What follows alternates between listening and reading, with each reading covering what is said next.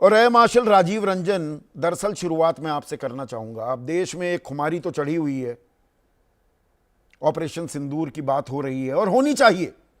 यह सेना का शौर्य पराक्रम हमने देखा और वो सिंक्रोनाइजेशन भी हमने होती देखी, पर air chief marshal AP Singh जो सवाल उठा रहे हैं कि भाई जो वादा करते हो वादा पूरा क्यों नहीं करते। दरअसल ये एक बड़ी समस्या है क्या, जिस समस्या का कोई संज्ञान नहीं लेना चाहता।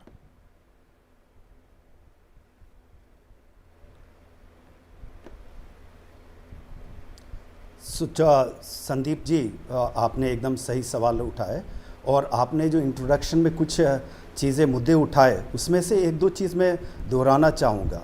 कारगिल, उसमें जब टाइगर हिल के ऊपर अटैक हुआ था।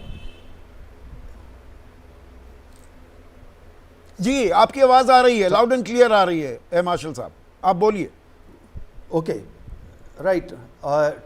जी, टाइगर हिल के ऊपर जब हमने सोचा था अटैक करने के लिए, उस समय हमारे पास लेज़र गाइडेड बॉम्ब नहीं था, जबकि दुनिया में 10 साल पहले 1991 में एकदम खूबसूरती से यूज़ हुआ था मिडिल ईस्ट में। सो उस समय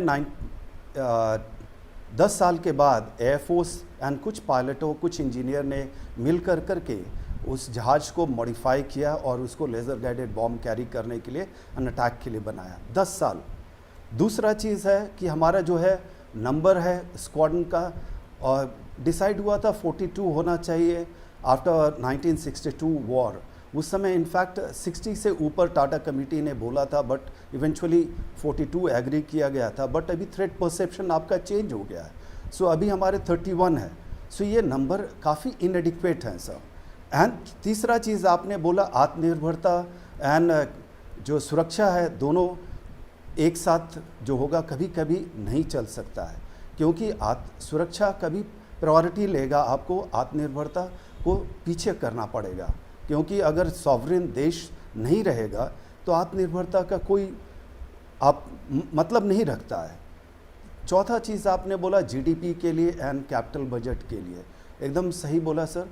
पैसे थोड़े बहुत और चाहिए जिससे कि कैपेबिलिटीज़ जो है, क्योंकि अब जो फ्यूचर वॉर जो होगा, it will not be just one front.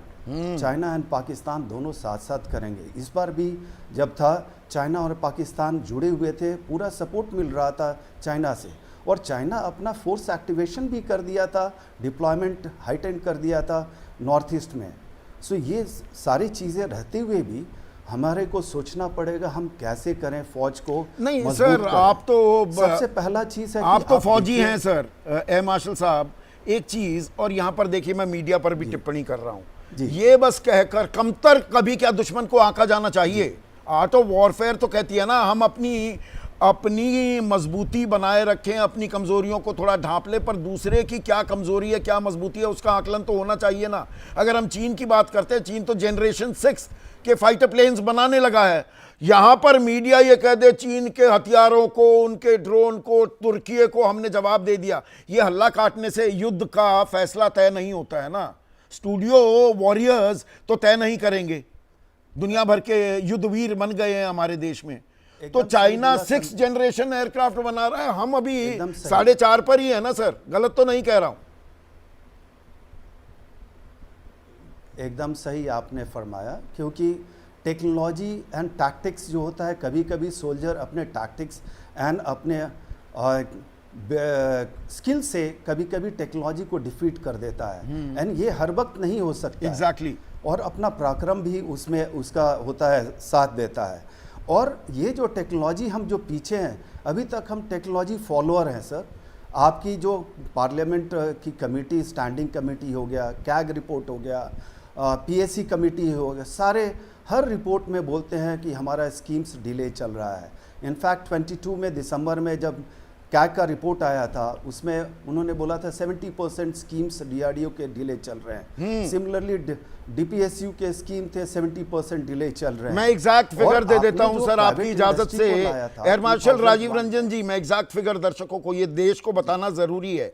ये सीएजी की रिपोर्ट का जो आप जिक्र कर रहे हैं, management and outcome of mission mode projects in DRDO, ये दिसंबर 2024 की रिपोर्ट है दर्शकों। इसमें कैग ने माना कि defence research and development organisation DRDO, जो हम मेक इन इंडिया का सबसे बड़ा प्रतीक मानते हैं, 67% प्रोजेक्ट देरी से चल रहे हैं, विलंब से चल रहे हैं। एकदम सही आपने फरमाया सर। और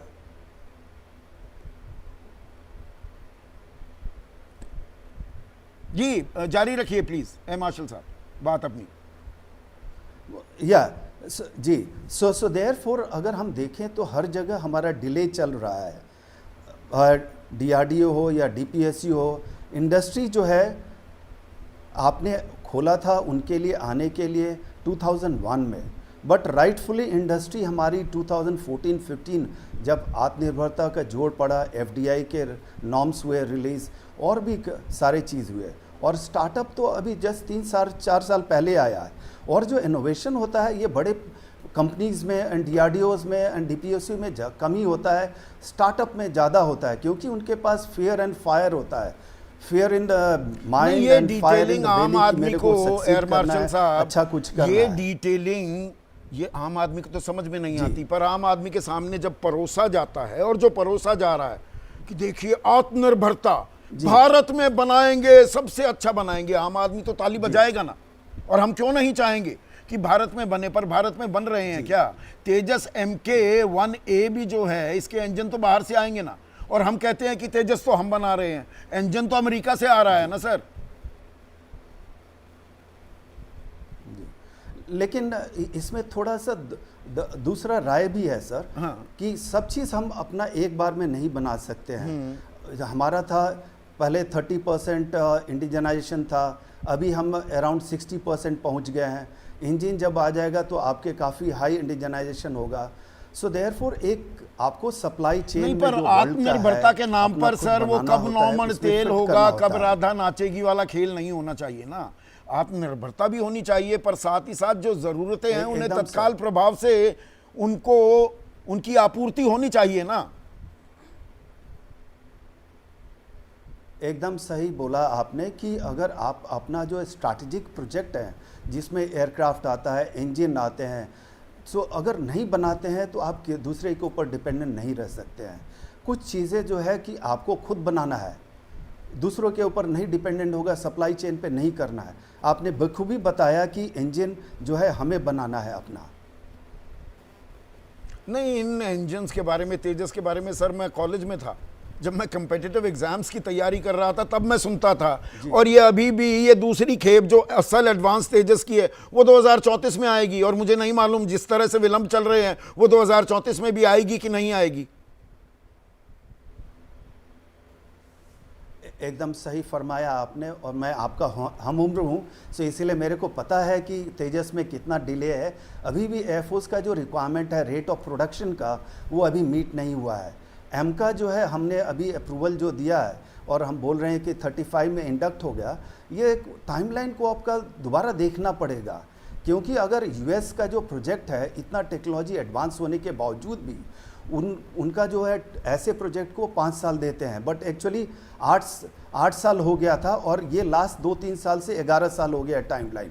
सो अगर यूएस में इतना टेक्नोलॉजी एडवांस हो करके भी ये सब डिले हो रहा है, तो आपको तो टाइमलाइन थोड़ा सा रियलिस्टिक टाइमलाइन रिव्यू करना होगा, पर इन चीजों के लिए वक्त भी है। इस डिटेलिंग में, इस चर्चा में किसी का इंटरेस्ट, रुचि भी है क्या?